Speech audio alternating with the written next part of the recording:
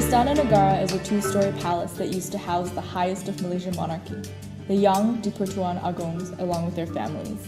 In the beginning, the Istana Negara was designed and built by Singaporean architects Swan and McLaren in 1928 for a Chinese millionaire named Chan Wing. This mansion was large enough to house Chan Wing and his 8 wives as well as his 22 children. During this time, the building had open cupolas and balconies along the first floor. In 1942, World War II began. Chan Wing and his family fled overseas, and the Japanese soon took over his mansion and turned it into an official residence for the Japanese governor. After the Japanese occupation ended, the mansion fell into the hands of the British. However, in 1950, the building was then rented to the Selangor state government to become the Palace of the Sultan. A few months before the independence of Malaysia was declared, the federal government bought over the mansion and converted it as the National Palace for the first ever Yang di-Pertuan Agong of Malaysia. In 1980, the palace had its biggest renovation ever, adding on to the east wing, as well as upgrading works such as closing up the balconies and the cupolas, and adding on the large balconies and the dome at the center front of the building. Since 2011, the original Istana Negara has become a museum and is open to the public as a nostalgic icon of the unique Malaysian monarchy.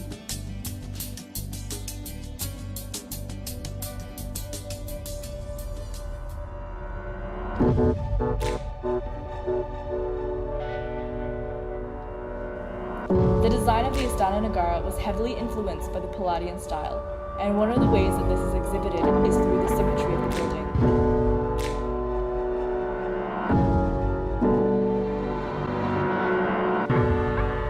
The palace gallery is comprised of 8 halls and rooms on the ground floor and 15 rooms on the upper floor, all of which are open to visitors.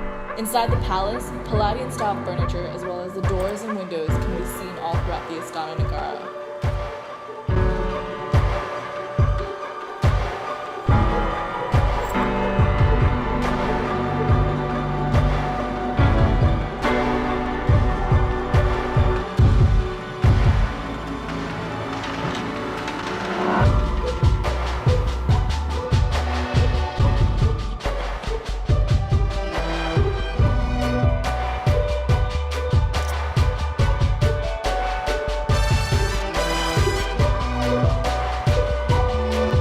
The royal garden consists of a concrete ciborium, a swimming pool with Doric-style columns, and 2 bridges that provide a much-needed connection with nature's peace.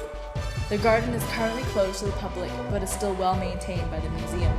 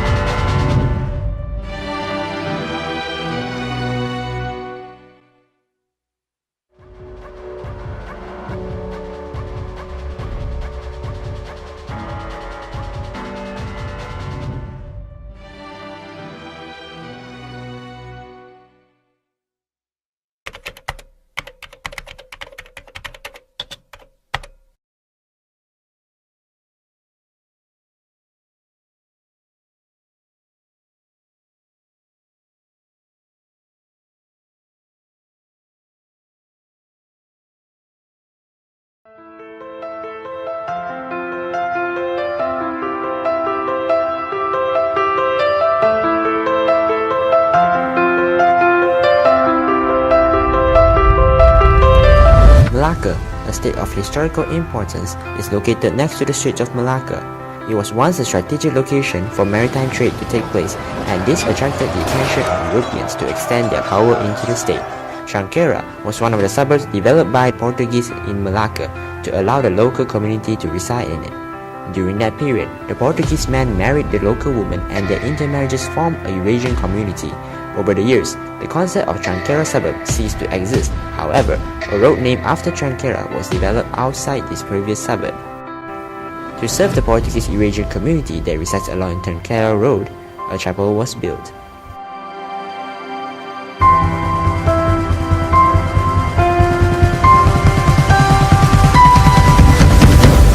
The chapel was administered by St. Peter's Church, which was under the jurisdiction of the Bishop of Macau.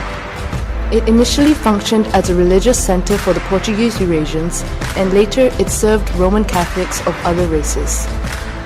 The Sacred Heart Chapel served its function for a period of 100 years until the 1970s, when the lease expired and the building was returned to state ownership. So we used to go to church when they ring the bell, the bell was very loud. And you can hear 1 mile away, you can hear the sound of the bell.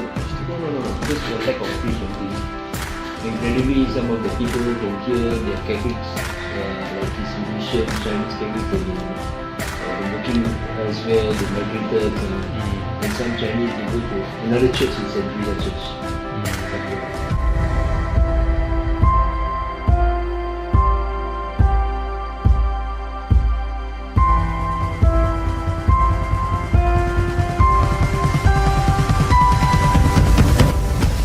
The height of the chapel was designed to fit perfectly into the context. The land given by the British to construct the building was in the form of rectangle. Hence, the chapel adopted a single rectangular plan. Till today, it remains a mystery as to who was the one who designed the chapel. It could possibly be the Bishop of Macau or the local Portuguese Eurasian community. Nonetheless, the chapel itself is a hybrid architecture consisting of Iberian architecture elements, Romanesque architecture element, and Gothic architectural elements.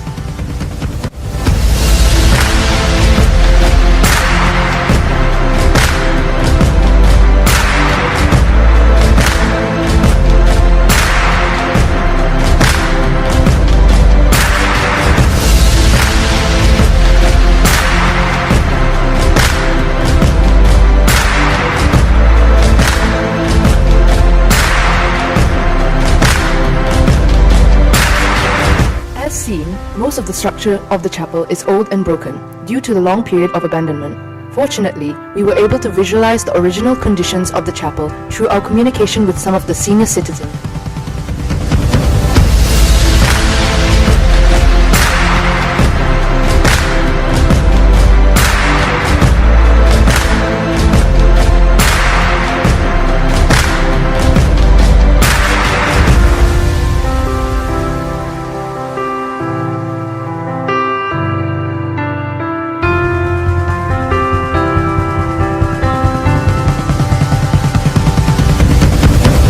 On 20th January 2017, our group interviewed architect Hao, the owner of Idea Workshop, who is conducting restoration works on the chapel together with Beauty Gardens Home Sendirian Berhad. Because this one, if you read after it's complete, it will be nice. Your thing will go and submit under the UNESCO top historical building. It was great news as formal actions were finally being taken to preserve this historically significant building.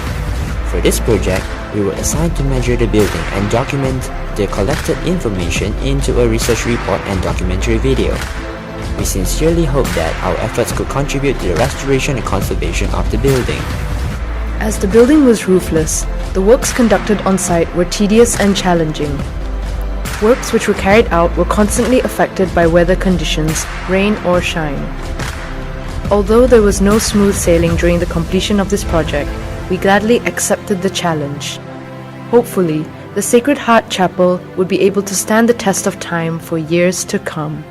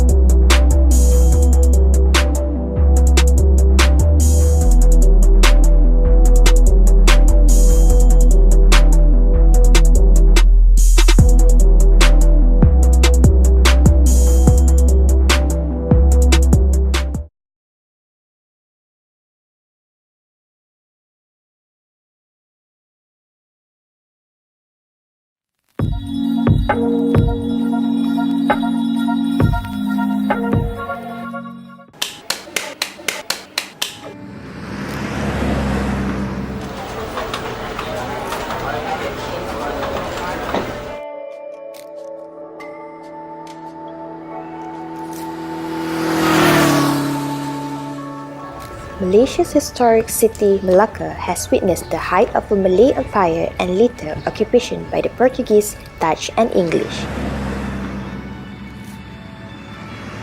The structure at 120 Jalan Bunga Raya is currently known as the Ang Butik. During the site visit, we decided to hold an interview to dig out some information regarding the history of the ownership of the building. Unfortunately, due to the legal rights issues, we could not get a chance to meet the actual owner of the building. The owner could not reveal the identities and all the information were kept as private and confidential.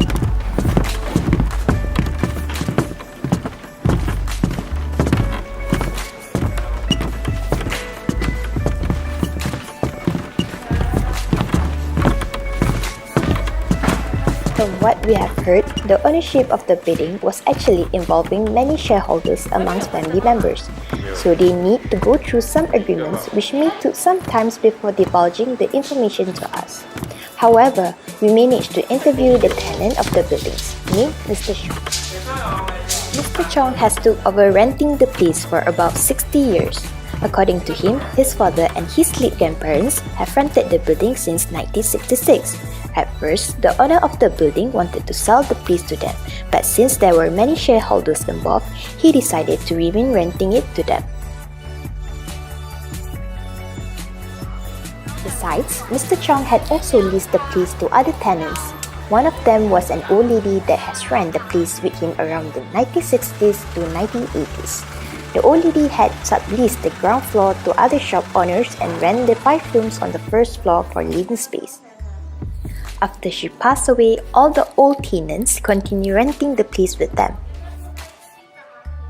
When the law was renewed and altered, Mr. Chong raised the rental pricing and some of the old tenants left, and new tenants started to rent, such as the clothing shop owners for about 8 years and CD shop owners for about 8 years. And the current one is occupied by the Ang Boutique shop owner, which has been there for about 3 years.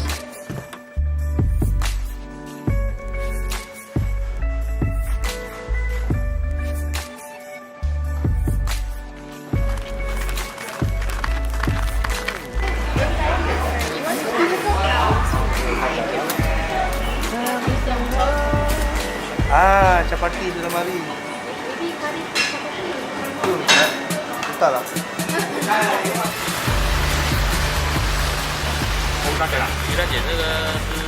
We did also carry out an interview to the local neighborhood. Here's Mr. Wong, a street hawker around Jalan Bunga Raya.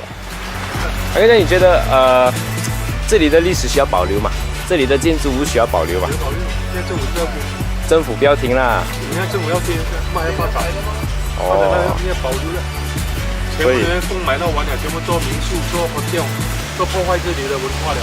哦，就是因为那些 hotel 啊、民宿就已经破坏这些文的颜色，好吗？人家集团街这样有戏吗？是破坏到完了了。转个税啊，你讲。转过去了。那些老店屋那些屋主啊，全部去了哪里啊？全部？有的跟儿子搬掉了。哦，搬走了啦，所以这通常因为以前这里是大都是租的啊，这么全部是租的，他们没有买下来啊。以前那本是的啊。OK。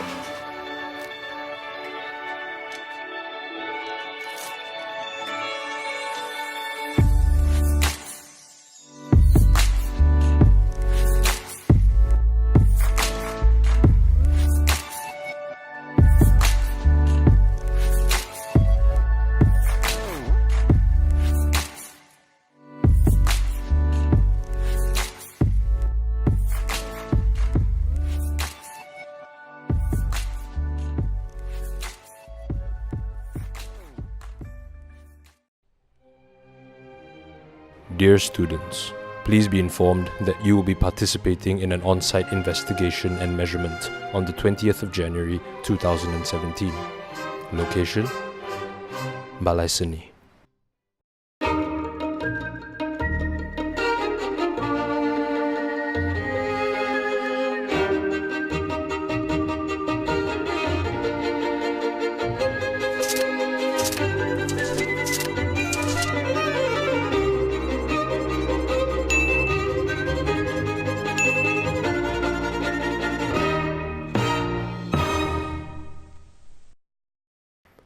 This is Balai Seni Negeri Kedah, and this is your host, Prem.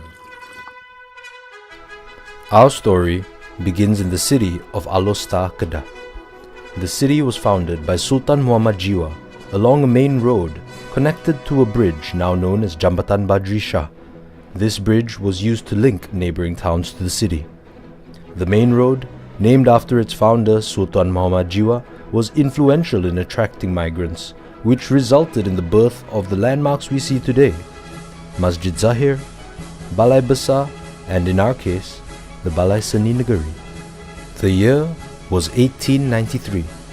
Muhammad bin Lebay Tambi was commissioned by the Sultan of Kedah, Duli Yang Maha Mulia Almarhum Tuanku Sultan Abdul Hamid, to construct the Balai Seni Negeri Kedah to serve as a courthouse. The ceremony was officiated by the Sultan himself. Balai Seni was originally designed as a two-story structure. However, the Sultan rescinded plans for the second floor. In the year 1931, the building was repurposed temporarily for the use of the Treasury Audit Office as well as the Office of the British Advisory. The building was again repurposed for the General Works Department and the Department of Sewage and Water until the year 1982.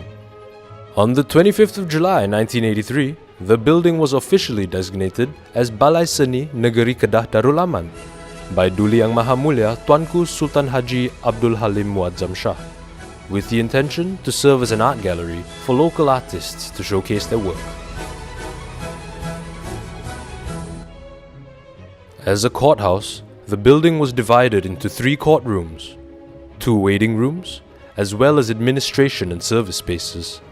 The building consists of 59 doors, 56 windows, 12 interior columns, and 73 exterior columns. The Balai Seni incorporates 2 different architectural styles, a fusion of traditional Malay and British colonial architecture. The colonial aspect of the building is evident in the symmetry of its elevation and plan, although a recent extension to the building breaks this symmetry. The presence of pediments, friezes, columned porticos, cornered pilasters in the classical order illustrates the colonial influence. Traditional Malay influences are mainly cosmetic, as can be seen in the ornaments. The wood carvings on the doors, windows, ceiling, and the intricate design of the keystones prove the influence of traditional Malay architecture. Vernacular architecture is also implemented as a means to combat tropical Malaysian weather. The implementation of a wide shaded walkway along the exterior protects the interior walls from direct sunlight. A clear definition separates the building into public, private, and semi-private spaces. The spatial arrangement of the building dictates the movement of its users in a linear spinal circulation. A sense of hierarchy is present in the main courtrooms through double volume ceilings, length of rooms, and the porticos, which highlight the significance of the main courtrooms. In terms of scale and proportion, the courthouse is designed to exude grandiose by its exaggerated volume in comparison with human scale. It's been said that a mixture of egg white, honey, and limestone were used as plaster and mortar, which proved to be more durable than modern-day techniques. Commemorating the town's 250th anniversary, the Balai Seni is considered to be a jewel. For many, the Balai Seni is loved due to its significance in the community, as well as its detail showcasing fine architectural qualities.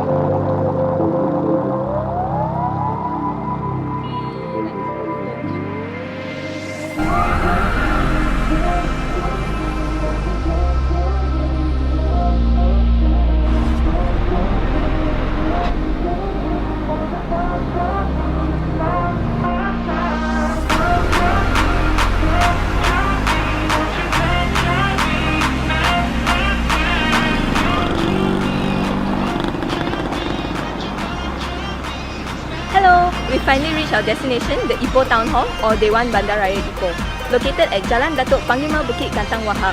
This is one of the heritage buildings that you will definitely not miss when you come to Ipoh. So, come along on a journey with me as we explore more about this building.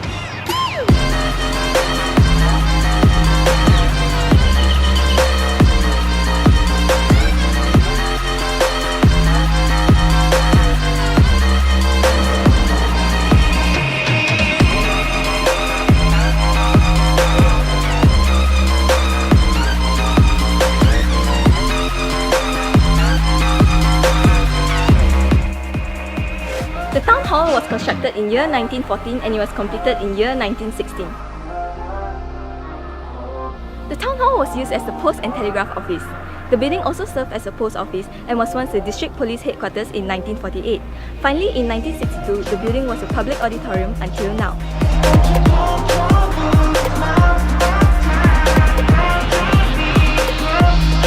The architecture of the structure was designed by a famous British architect, Arthur Benison Hubbard. He also designed two other buildings located nearby the town hall.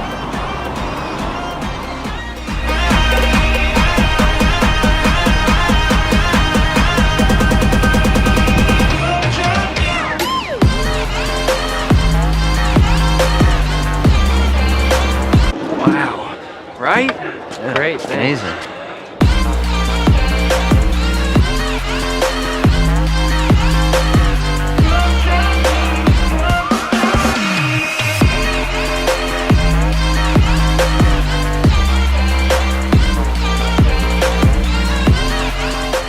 This town hall is the chief administrative building of Ipoh. It houses the town council, its associated departments and its employees. The main space, which is the hall, is used for functions, performances and events. The town hall is divided into two parts, the front and the back. As of now, the front, which is the auditorium, is still under operation. The back, which used to operate as a post office, was abandoned and as of today, it is still under reconstruction. The back part of the town hall was abandoned due to the fact that it was owned by the federal government, making it hard to acquire the building as of now.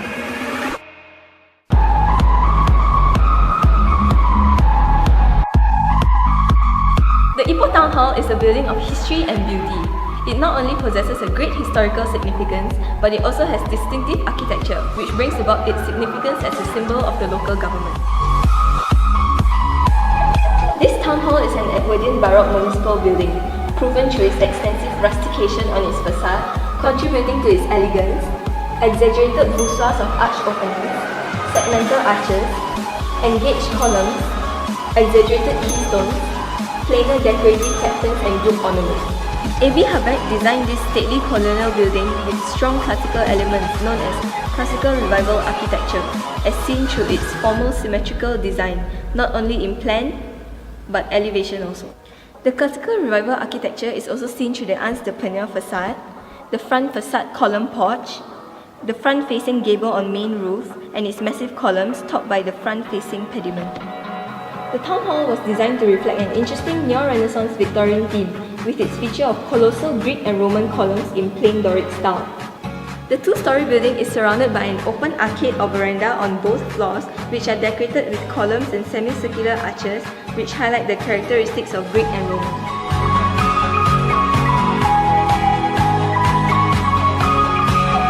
The two-story hall consists of a large open entranceway, a large central hall, lots of offices around, and a courtyard behind. When wandering through, the term grand immediately springs to mind. The building looks brand spanking new, with its recent work done. Its white exterior projects a pure, minimalistic and grand atmosphere. This town hall is smattered with hints of Greek and Roman. The Roman pillars give the building consistency, and the horizontal bands that run from one side to the other give it an illusion of grandiose. Oh man, I feel like wow. Those with architectural inclinations will no doubt appreciate the finer details of the architecture, the disciplined lines, the sharp edges and the strong elements that form the building. And with that, we've come to the end of our journey, and I hope you learn a thing or two about this unique town hall. Thank you.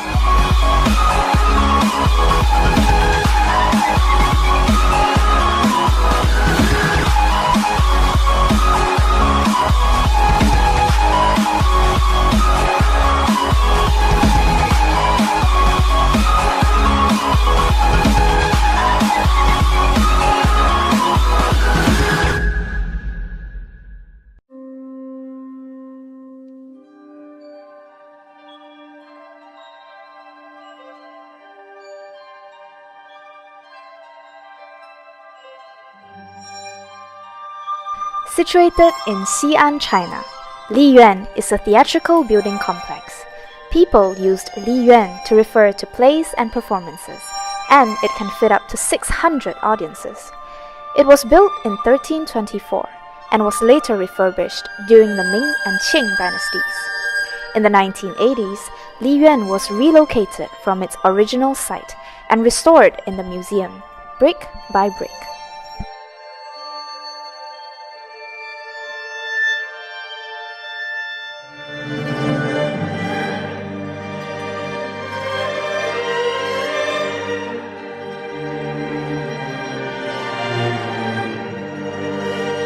A vast variety of ancient buildings were relocated into the Guangzhou Folk Custom Art Museum, including Liyuan.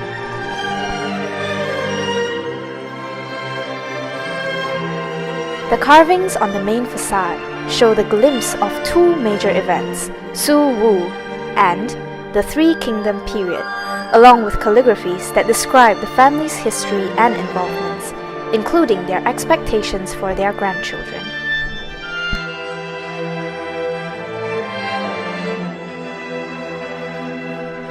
As you enter the building, you are greeted with the focal point of Liyuan, the stage. The spatial verticality gives the stage a sense of grandeur as it functions as a platform for performances.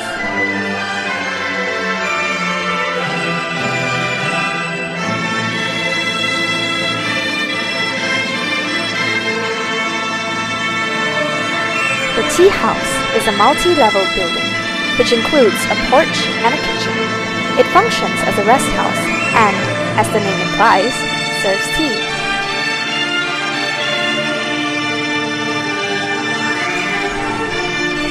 The audience block consists of two levels. The main block is open-aired with two side buildings, complete with indoor rooms. The different levels provide the audience with various perspectives of the stage, as the upper level was reserved for high-ranked individuals.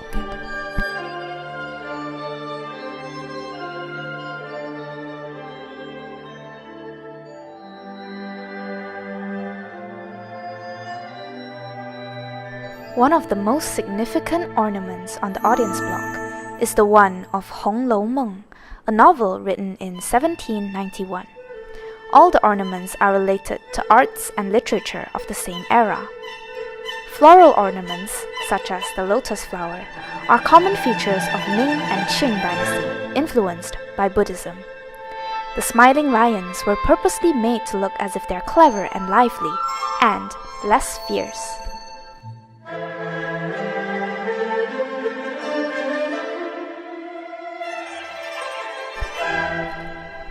The roof of the audience block consists of typical Chinese architecture, curving roofs and perpendicular beams, whilst being supported by dougongs.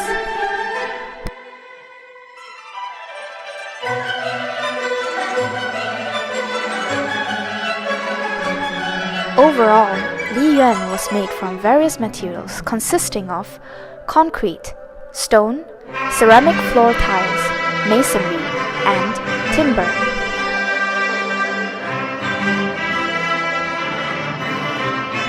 Historically, Liyuan was part of a noble family's mansion. The family would organize plays and encourage villagers to join in. Due to the lack of entertainment back then, the plays were a favorite pastime. Now, Liyuan serves as a tourism spot and as a venue for Chinese orchestra performances.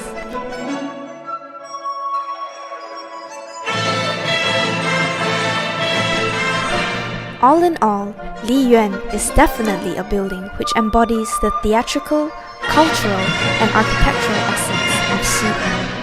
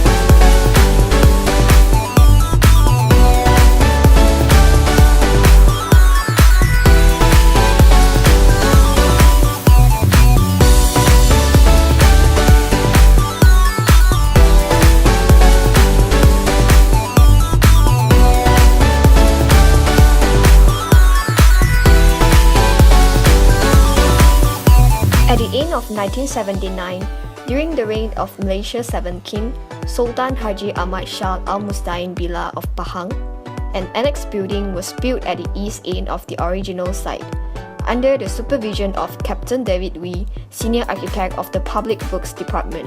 The renovations were initiated mainly to home a grand Balairong Seri, the Throne Hall, for official and customary occasions.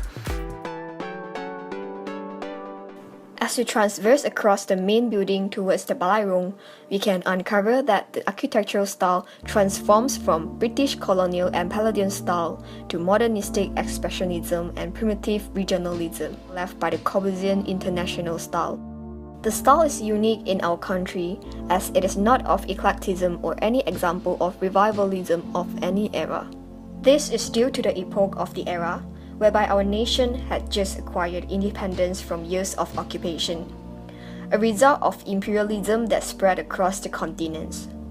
Rows of colonnades welcome the patrons towards the Balairong, the Throne Hall. While entering the Balairong Seri, the axis is focused on the Singgasana, the throne, to emphasize its prominence. The grand percussion with intricately gilded panels, high coffered ceilings in hues of gold, and 17 crystalline chandeliers. All carvings were carried out by 60 expert craftsmen from Kelantan, inspired by our national flower, the hibiscus. The hall has a seating capacity of up to 2,000 guests and 1,000 guests for a state banquet. Singgasana, meaning the throne, is the heart of the Balairong, hosting the coronation or investiture of the honored. The design is of an upright structure to symbolize all creations and human beings to constantly remember and respect their creator. The pillars with the carvings of paddy stalks, siku kelawar, and motifs that originated from Peninsular Malaysia, Sabah, and Sarawak symbolize the inspiration of the multiracial people of the country, and the desire to achieve national unity, peace, and prosperity. The throne is covered with two palms. The first carries inscriptions of glorious names of Allah. The second inscriptions wrote, Allah who holds the power of sovereignty. It is you who gives the power to govern to whom you wish, and it is you who withdraws the power to govern from who you wish. In usual days, the curtains of the Singgasana were pulled down, as a symbol of beholding its supremacy. Ascending up towards the king and queen's suite, we arrived at the sky bridge, offering views towards the surrounding. Along the hallway, line photos of the majesties and their distinguished guests who have been to the palace are displayed. Walk by the dining room for the royal family, the mirror-finished laundry, the queen's powder room. We entered the study and family room. Designed meticulously with Victorian influences, the ambience of the room is opulently and elegantly befitting of His Majesty's status as a nation's ruler, and does not compromise the teaching of the Prophet of not equalizing riches with flamboyances. Heading towards the washroom of His Majesty, finely furnished to meet the status of regalia.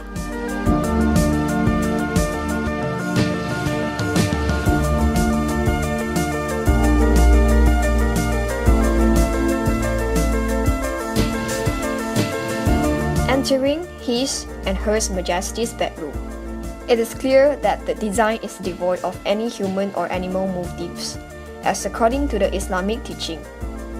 Floral and foliages embrace the space with warmth and vibrance.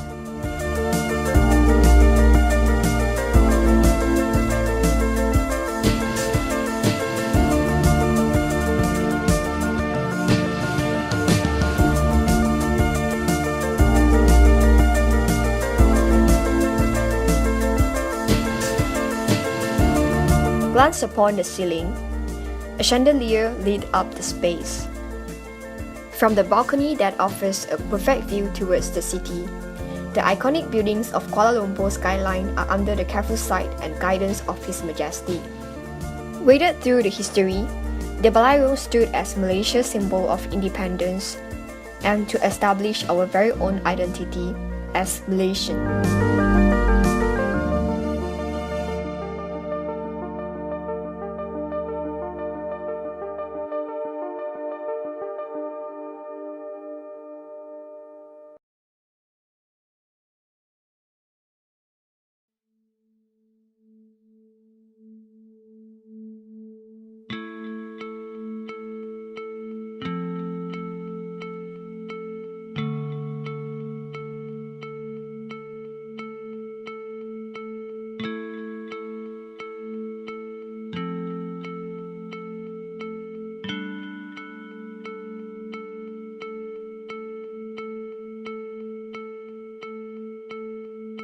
A group of 19 members were given a task to measure and document the Royal Selangor Club building. To get a deeper insight about the club, we were given the opportunity to interview Mr. Sashi, the present manager, and Mr. Robert, a past member of the club. The Royal Selangor Club was built in 1884. The Padang was once leased to the Royal Selangor Club, who used the grounds for various sports such as cricket and rugby. In 1987, the Padang was taken back by the City Hall, and in return, the Selangor Club was given a piece of land in Bukit Kiara. This reclamation had caused the Royal Selangor Club to lose its original identity and purpose. The club is now, I think, has lost a lot of its meaning. By meaning, I mean this. Before, the activities of the club and all the windows looked out onto a sports ground to watch cricket. When cricket moved to Bukit Kiara, the whole meaning of the club changed. Tucked away from the hustle and bustle of the city, the Royal Selangor Club provides a peaceful and relaxing atmosphere. The contrasting divide between the end of the road and the entrance makes the place stand out. As we walk into the Royal Selangor Club, an impressive dining hall with an 8-meter high ceiling greets the visitor, giving the hall an open and spacious feel. The hall uses some softscape decoratives to create privacy within the space, as it does not use walls. To access the main facilities of the club, members have to walk through a spatial transition from the dining hall and into a narrow, long corridor. Behind the walls of this corridor lies many surprises, and at the same time providing privacy to those spaces. At the end of the corridor, you experience another transition from a narrow to a wider expanse.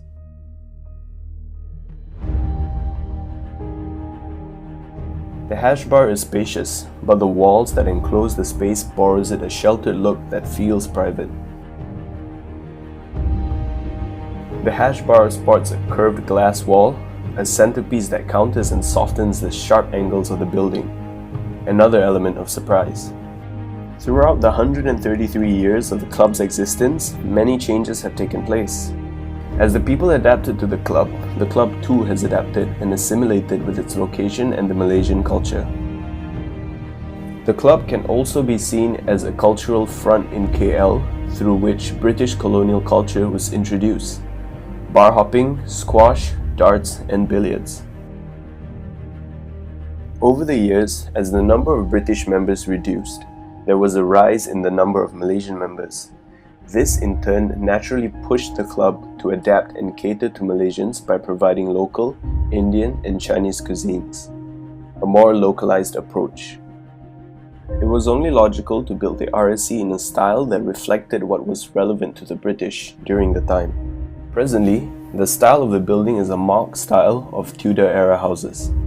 During the Tudor era, stained glasses were used as a decorative element in churches. This can also be seen integrated into the main doors of the multipurpose hall in the Royal Selangor Club. The glass window at the dining hall are glass panels overlaid with translucent stickers to mimic the stained glass windows of the time. Most of the windows found in the Royal Selangor Club are paned, which is a common element in Tudor-era houses. Cornices are not from the Tudor era, but one of the architectural elements that were used by the British in the later buildings. The facade of the building strongly resembles the Tudor Revival style, with the black brackets and mock half-timber framing. In addition to that, tiled roofs are also a common architectural element that can be seen. In Tudor houses, timbers are used for the roof structure. For the Royal Selangor Club, timbers are used for the rafters and purlins, but instead steel structures were used for the trusses. Originally, the trusses were made of wood, but in 1970 RSC was razed to the ground, and so with safety in mind, the change to utilize materials with fire-retardant properties came about. Pitch roofs are also used in archetypical Tudor common house architecture. As time passes, the essence of the club has changed. What was once alive and burning with passion, invoked by the fervor of sportsmen and rowdy crowds at sundown, have now calmed into glowing embers, kept alive only by the distant memories of what was. The RSC is but a place for socializing, events for businessmen, and other formal affairs. The club seems to have lost its true purpose, its soul. Will the club have a second chance in reviving its past? Or would it remain an empty symbol of status exclusively for the elite? Clean facade but interesting spaces. Pretty good. It was fun learning how to help coordinate with the groups. Fun but tiring experience. Aesthetic in detailing. They are not really welcoming. A very British feeling building. Interesting culture. Peaceful space. I love the hash bar.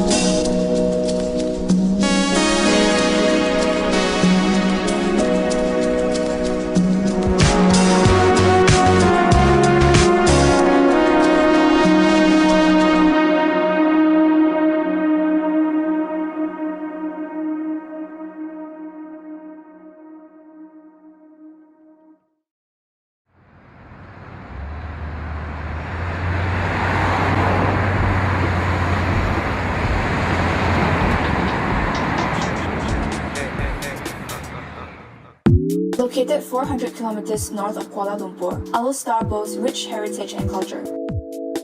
The city is home to the Kedah Administrative Centre and the Royal Town of Anak Bukit. Its proximity to Thailand yields a unique multicultural blend that is evident in the lifestyle of the locals. Despite its rapid modernization, the people of Alor Setar are proud of its history, having produced towering national leaders, as well as being one of the oldest cities in Peninsular Malaysia. It is no surprise then that the city is home to many museums, including the Kedah State Museum. It is our task then, as architecture students from Taylor's University, to observe, measure, and document the original building of the Kedah State Museum in an effort to conserve the heritage of Alor Setar.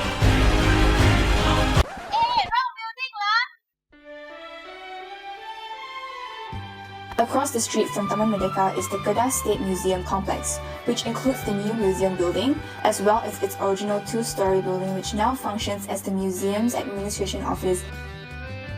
Completed in 1961, the original museum was built in conjunction with the formation of the Kedah Historical Society. Prior to having a dedicated museum, relics and historical findings were exhibited at the Balai Besar. The original museum building was split between the museum and the library, with the exhibition hall taking up the ground floor area and the library taking up the first floor. The museum was further expanded to take up both floors as the number of exhibits increased throughout the years. By the turn of the century, it was evident that a bigger exhibition space was needed to hold the growing number of museum exhibits. Hence, a new, bigger museum was built adjacent to the old museum.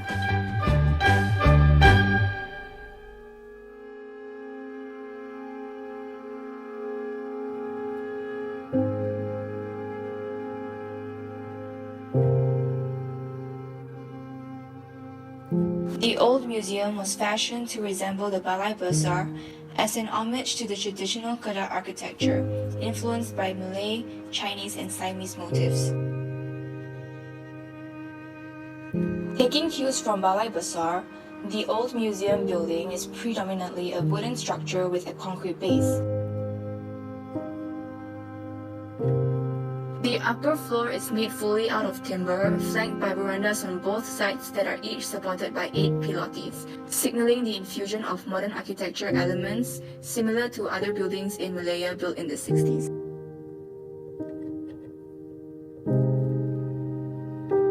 The layout of the building is a simple rectangular open plan to efficiently accommodate exhibition areas on both floors.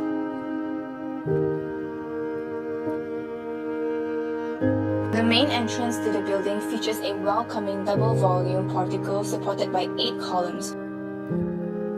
Similar to Balai Besar, the roof of the old museum is vernacular, a nod to the design of the traditional Malay houses. The Malay house commonly has a gabled roof with an extended frame with ornaments on the edges of the roof.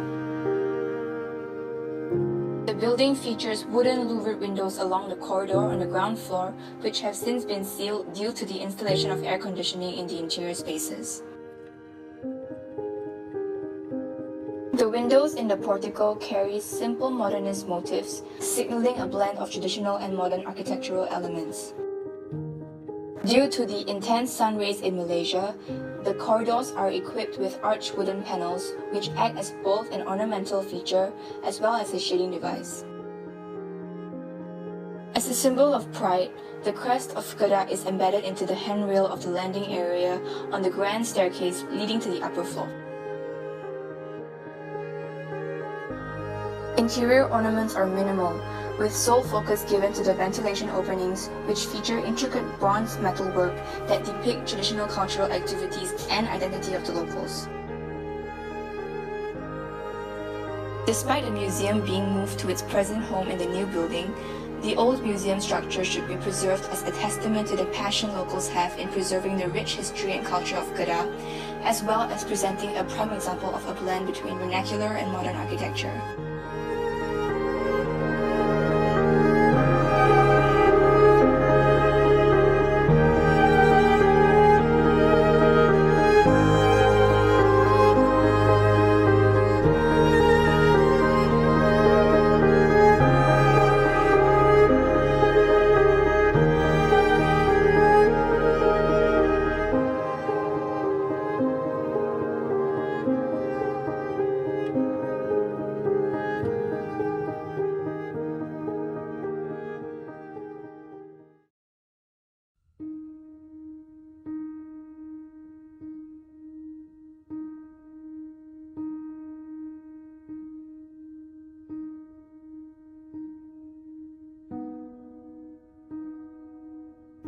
The first palace was built in Kedah under the demand of Sultan Muhammad Jiwa Zainal Adilin Muzaam Shah in the year 1778 to 1797.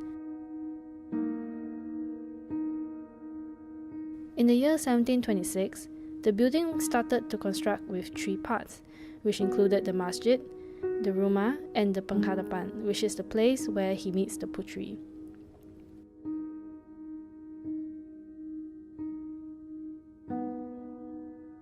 From 1821 to 1824, the palace was left empty.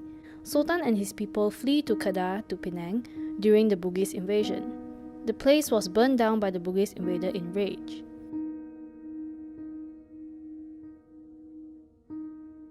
In the year 1842, the Sultan and his people returned to Kedah and rebuilt the palace.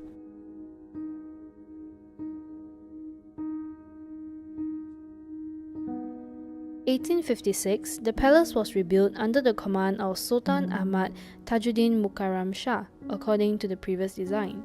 But there was a new extension specially added for the Sultan's wife, who is Mak Wan Besar.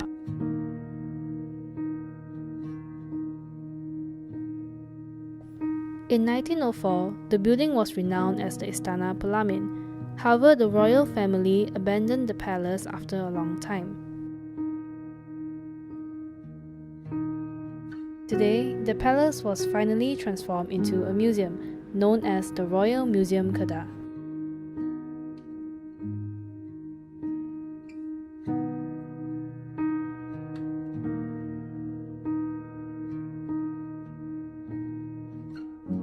When Sultan Abdul Hamid relocated the palace to Medan Bandar, he brought in the British influence to the newly renovated palace, with Kedah's famous Bunga Kangkong and Bunga Teliput to the building.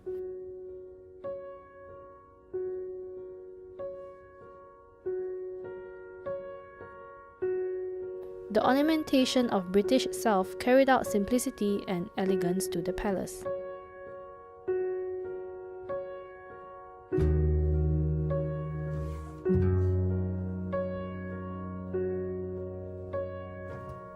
Plenty wood windows allow natural ventilation to cross the interior spaces of the building.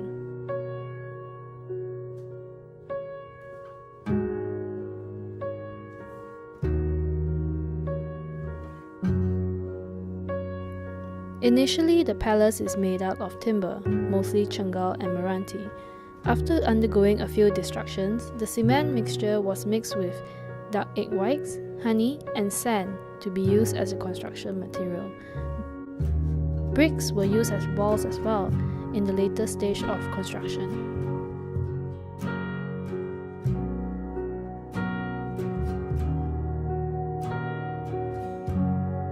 According to the Malay traditional belief, the higher level of the space is for the prince to live in, the normal level is for the princess or the sultan's wife, and the lower level is for the servants.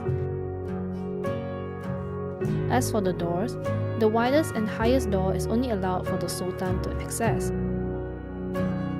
while a person's size but with a higher threshold is only allowed for the prince to access, and the normal height of the door is for the royal female family to access.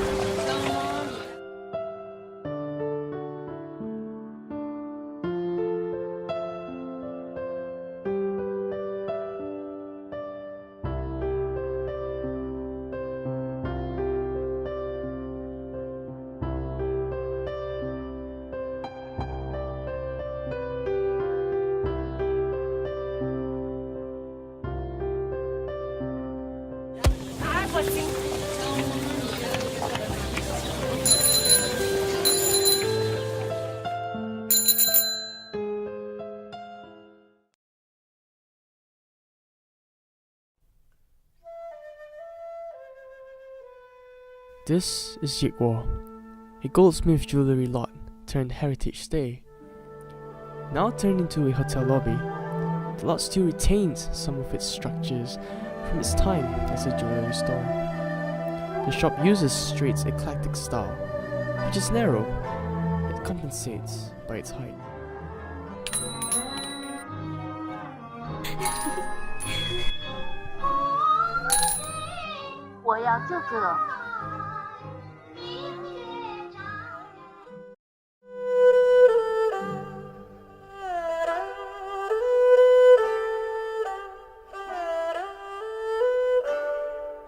Acting as the central circulation of the entire building, spiral stairs was not initially there. However, was added on to access the upper floors. This atrium space, however, was used as a safe room for the storage during its goldsmith days.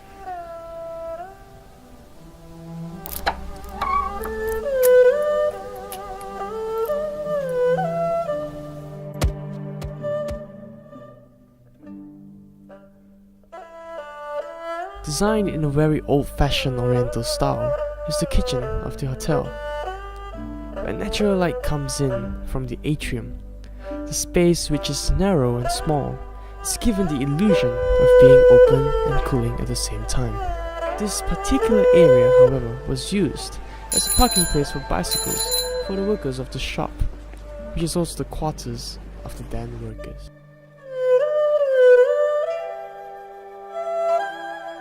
This is not your ordinary basin. It's a basin used a long time ago to scrub gold. There is also a toilet then, as it is also now. People would do their laundry here, as well as wash gold and also use the bathroom, all in this one small space.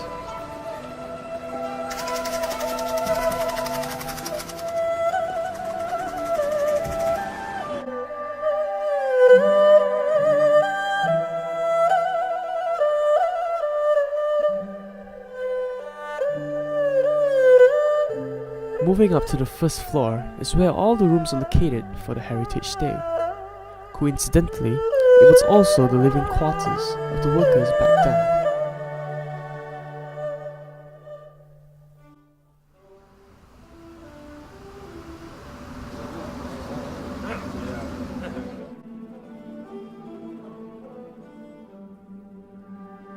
There are a number of 11 rooms in this hotel.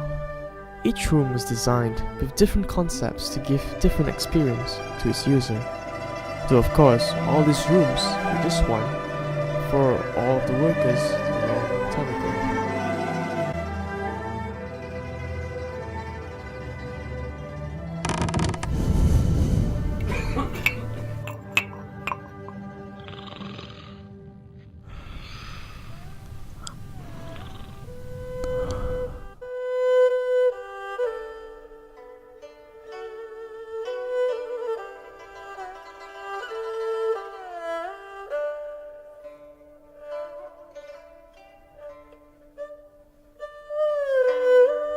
Going up the stairs from the hall, a few more rooms can be seen.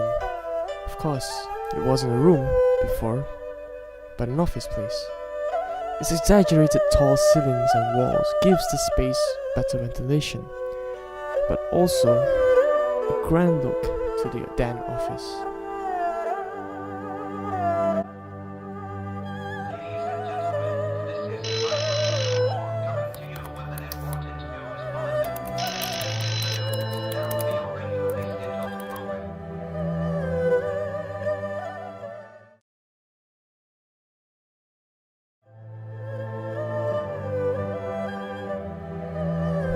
Next to the Heritage Stay is the event hall. The event hall takes up 2 shop lots, which means it is twice as big as the Heritage Stay. What's very interesting about the building is that its design is a hybrid of Art Deco and a Neoclassical style. The Neoclassical style can be seen to be inspired from Greek or Romanian architecture, while the Art Deco is known to reject the styles of historic precedents, the likes of Greek and Rome. Yet this building has an amalgamation of both. The building's background back then was a bank, the OCBC Bank to be precise. The tall columns and intricate designs on the cornices adds grandeur to its interior, very much the styles of banks during the 1930s. Behind the event hall is the storage bunker. The structure is kept the same with its robust outlook. The air vents in it allows people to temporarily take refuge in it, as it was a bunker to protect themselves.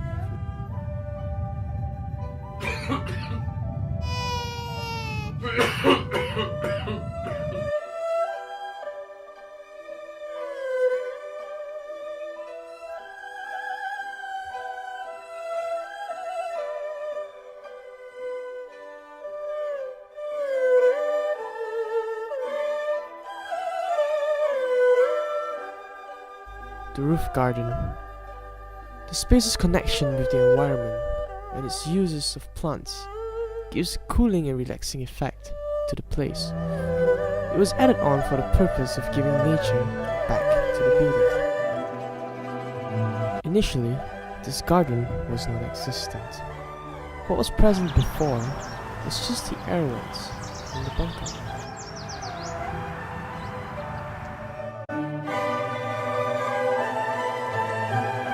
The spaces we depicted are our very own interpretation.